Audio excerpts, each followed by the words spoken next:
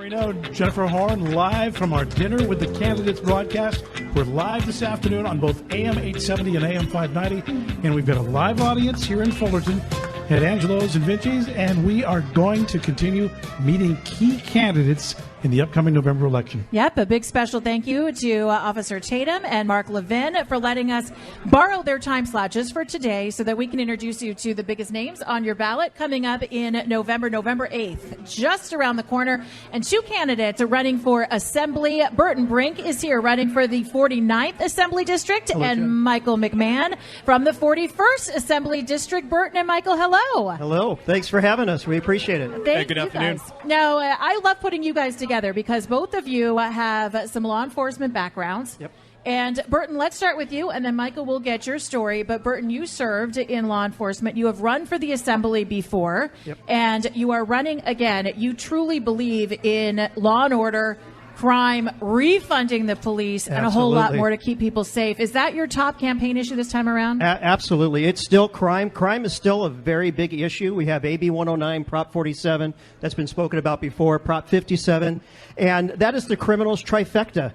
And that has allowed these criminals to have total freedoms to do whatever they want. And all the people out here, all of our citizens are being stuck, locked into their homes, can't go out with their watches, can't go out to their nice cars, can't go out and do anything because the politicians in Sacramento have made it unsafe for all of us in the state of California, and especially in Los Angeles County with a terrible DA who fails to uphold his oath of office and arrest these people and to prosecute these people.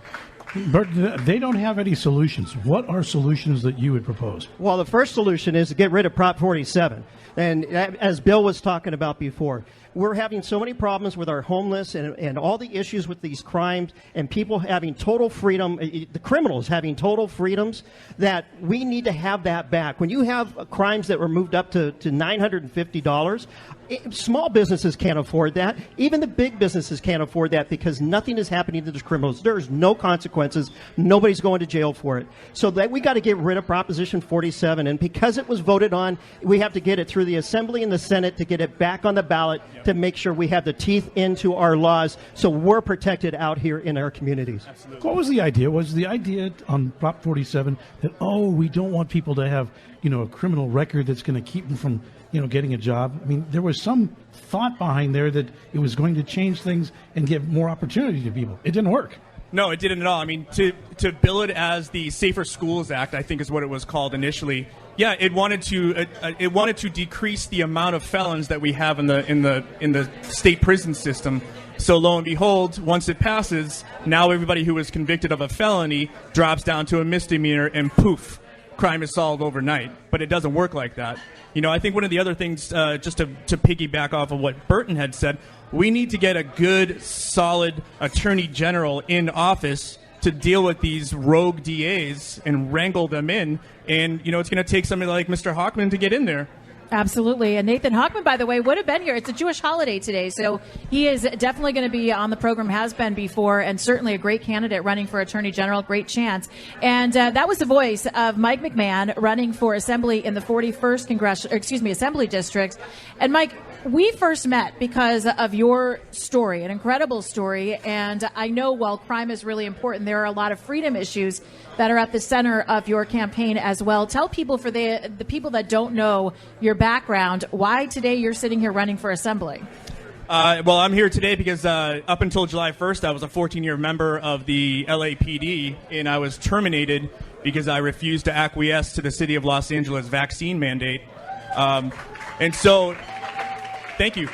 And so that's why I'm sitting here today, is because I'm against mandates of any kind, and that includes, anything that you're forcing on our bodies, but it also extends out to, housing issues. They're mandating these housing issues. Mandates of anything that restrict the free movement of anyone in society, I'm completely against.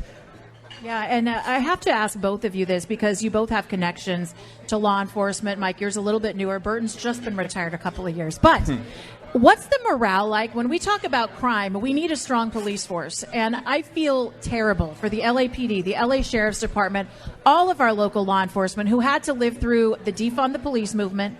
Then they were told if they didn't get the vaccine, no matter how great their service, how brave their sacrifice, they would lose their job.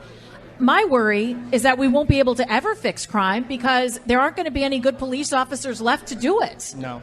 How's the morale? Well, I'll let you. And we'll start with after. Mike, and then Sure. we'll hear it from you, Bert. To be honest with you, the morale is at an all-time low. When we have these paper tiger police chiefs who are bending the knee to BLM and Antifa, what does that do to the rank-and-file police officers? We took an oath to uphold the Constitution of the United States, and when we can't do our job, when lawsuits and civil rights activists and all of the other people coming out of the woodwork prevent us from doing our job that we took an oath to do, and that was to protect the public, it's incredibly disheartening. And there's that old saying, beatings will continue until morale improves. Yeah. And that's how we're looking at it.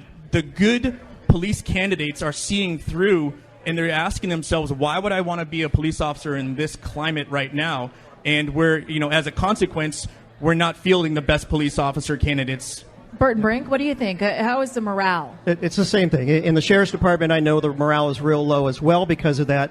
Even though my wife and I are both retired sergeants from the Sheriff's Department, we have a son that's a deputy sheriff right now who's been on for about 6 years, and we have a nephew that's graduating the police academy tomorrow who's going to be working at Burbank. So here's our relatives that are getting into law enforcement and working really hard, but they're very frustrated about what's happening and what they're allowed to do, and they can't do their job anymore. They can't protect you anymore. Well, and everything's become so litigious in backing yourself up. Yep. I understand there's a fear of liability that these officers are worried about what's down the corner. Absolutely. Are they going to make it so that an officer is risking his house, his life savings, going into his job? And that's up for grabs, isn't it? Yeah, it is up for grabs. The state of California is trying to take away that right. from law enforcement to have those protections for them to do their jobs. I know that myself, and I know Mike is as well, we're going to be working very hard to get rid of those and let law enforcement actually have proactive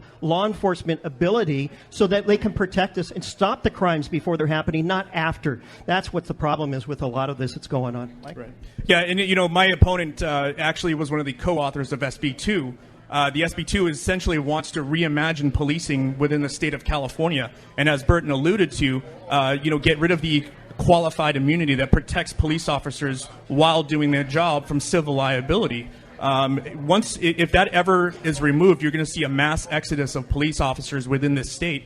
And unfortunately, I think the only other option would be a federalization of it. And what's the move to these ones that are more, I don't want to say touchy-feely, but human resource type people coming out to community officers? Yeah, community officers. Social they workers. Want to, with no guns, right? I mean, they want to send people to houses to deal with domestic violence. It's not safe. Yeah, what kind of idea is that, guys? Yeah, it's a terrible idea. The problem that we have with law enforcement or when you're working and you're going to a domestic violence call, it changes in a split second. Right. And it can go from a nonviolent situation to a knife being pulled or a gun being pulled or you're in a fight for your life. And having somebody who's going to be there that is unarmed is the worst thing to do. So it's going to be more problematic for the people, and you're going to have more injuries with these civilians that you're going to have supposedly taking care of the situation. It's not going to be taken care of. So who's driving this idea? I mean, it's not going to work, but there are people pushing it. People who are not cops, who's never been cops, they don't know what it's like to be out there in the field dealing with these problems day in and day out. When we deal with things out in the field, it changes in a split second. So that's why it's so hard when you get the Monday night quarterback, yeah, telling you that you did something wrong. Really, well, we had a split second to make that decision. I've been involved in shootings. I've been shot at. I've been in fights for my life. I've almost died on duty. And when I'm having a politician telling me that I shouldn't have done what I did is just asinine to me. And I don't understand how they believe that you can do it. I think every politician who's going to be doing a law on the people out and for law enforcement and what they're allowed to do needs to, at minimum, go on a ride-along with a large agency like the Sheriff's Department or LAPD so they can see what really happens out there. Absolutely. I actually had your co-host Grant on a ride-along not too long ago. I don't know how I didn't get the invite to that, but that's all right. We'll work on it. All right, Burton Brink is here. So is Michael McMahon. Both of them running for Assembly Burton in the 49th District and Mike in the 41st. Get more information, burtonbrinkca.com, and for Michael, makecaliforniagoldenagain.com. assembly.com. Actually, that's if I could interrupt. Yeah. It's McMahon, the number 4 assembly.com. What is the other one? That's with Sarah Stevens, I the do like incredible the name. Sarah Stevens that's made California gold again. She is a huge supporter of the candidates. So give us the website one more time. It's McMahon, MCMAHON, the number 4, assembly.com. Okay, Mike McMahon, number 4, assembly.com. In our final moment, the top issue, aside from crime, because I would imagine with this new announcement by California Republicans, this new commitment to California, we have water issues, we have fire issues, we have obviously the cost of living expenses, but certainly if you're talking about freedoms, education is a huge issue. School choice is a big one. When you're out there and talking like you two are, let's start with you, Mike.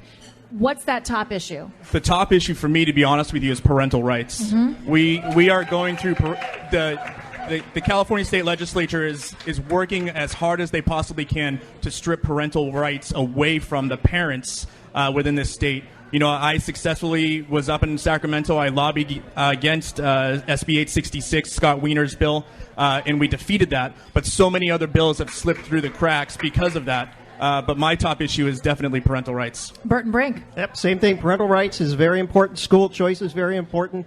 Our water, taxes, inflation, everything that's happening out here right now is affecting our common person that's out here. The politicians don't feel it. We all do. That's why we need to be fighting for you and make sure you have a voice in Sacramento. One party rule is not working for us here in California. And you remember, it's the teachers' unions who don't think parents should really have a say. What do they want to have a say in what their kids are learning, right? Well, they should. The parents should have a say in what's going on. I should have a say in with my kids. Absolutely. Give us your website one more time, Burton Brink. Burton Brink. BurtonBrinkCA.com. And Mike McMahon. It's McMahon, the number 4, assembly.com.